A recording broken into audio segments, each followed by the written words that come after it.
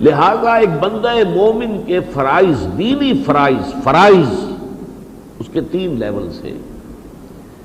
Number 1 یہ کہ وہ خود اللہ کا بندہ بنے، اللہ کے احکام کی فرما برداری کرے، اسی کا نام اسلام ہے، اسی کا نام اطاعت ہے، اسی کا نام تقویٰ ہے، اسی کا نام عبادت رب ہے۔ نمبر 2 یہ کہ وہ اس کا داعی بنے، پرچارک بنے، اسے دنیا کے اندر پھیلائے، لوگوں کو بھی اسی راستے کی طرف بلائے۔ اس کو آپ تبلیغ بھی کہہ سکتے ہیں، دعوت الی اللہ بھی کہہ سکتے ہیں، امر بالمعروف اور نہی عن المنکر بھی کہہ سکتے ہیں، اسے شہادت علی الناس بھی کہہ سکتے ہیں۔ تیسرے یہ کہ اس دین کو قائم کرنے کی جد و جہد کرے، ایک نظام زندگی کی حیثیت سے، complete politico socio economic system جس میں اللہ کی بات سب سے اونچی ہے۔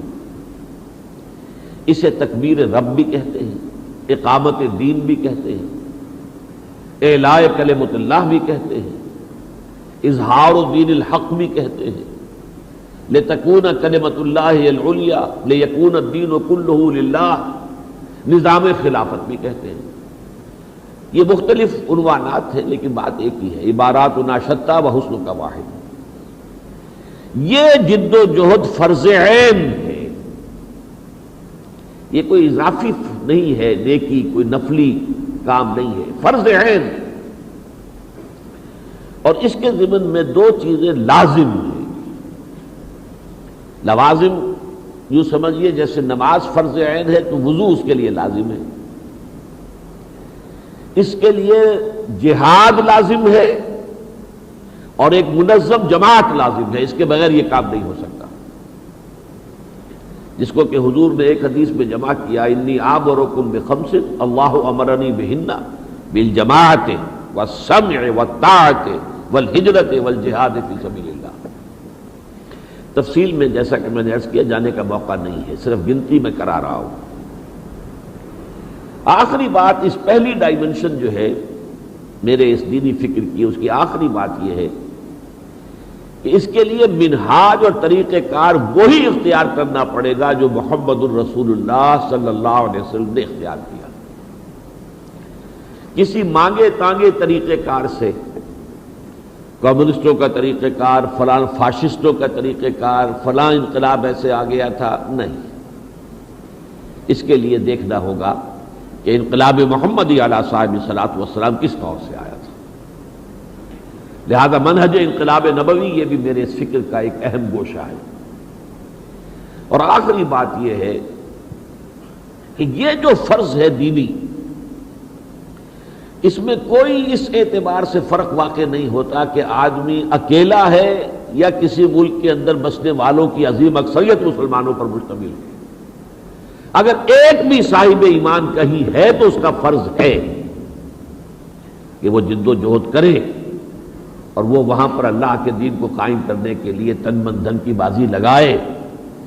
اور اس کے لیے سب سے بڑی مثال یہ ہے کہ حضور نے جب کام شروع کیا تو آپ اکیلے تھے، تنہا تھے، واحد تھے۔ لقد کان لکم فی رسول اللہ اسوۃ حسنہ۔ بہت سے نبی ناکام ہو گئے، آپ بھی ناکام ہو جائیں، کوئی لیکن آپ لگے رہے اسی کام میں۔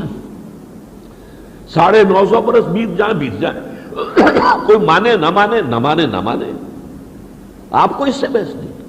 یہ کام کرتے رہنا آپ کے ذمے ہے۔ یہ ہے میرے دینی فکر کی وہ بنیاد، وہ جڑ، وہ اساس، جس کو میں نے قرآن مجید کے ذریعے سے عام کیا ہے اور ایک مطالعہ قرآن حکیم کا ایک منتخب نصاب مرتب کیا۔ اس کے درس جس کثرت سے میں نے دیے ہیں اب اندازہ کرنا مشکل ہے، اللہ کے ہاں تو سارا حساب کتاب درج ہے، کتنی مرتبہ دیے ہیں، کہیں مختصر دیے ہیں، کہیں مطول دیے ہیں۔ الہدا میں بھی اس کا آدھا درس مکمل ہو گیا تھا، اب یہ حقیقت دین میں کچھ اور اس کے پہلو میں نے واضح کر دیے ہیں۔ بہرحال میں نے اس منتخب نصاب کے ذریعے سے نمبر 1 یہ کہ دین کیا ہے، اور نمبر 2 یہ کہ دین کے تقاضے کیا ہیں، دین ہم سے چاہتا کیا ہے، دینی فرائض کیا ہے، اس کو اپنی امکانی حد تک واضح کیا ہے۔ اور اب الحمدللہ میرے بہت سے ساتھی ایسے موجود ہیں کہ جو ٹیک اوور کر چکے ہیں یہ کام مجھ سے. اب اس منتخب نصاب کا درس اور اس کے ذریعے سے یہ تصور دین کی تصحیح اور فرائض دینی کے جامع تصور کو لوگوں کے ذہنوں میں اور ان کے دلوں میں راسخ کرنے کا کام جو ہے، اب میں یہ کہہ سکتا ہوں کہ گئے دن کے تنہا تھا میں انجمن میں، یہاں اب میرے رازداں اور بھی ہیں، میرے بہت سے ساتھی ہیں جو اس کام میں لگے.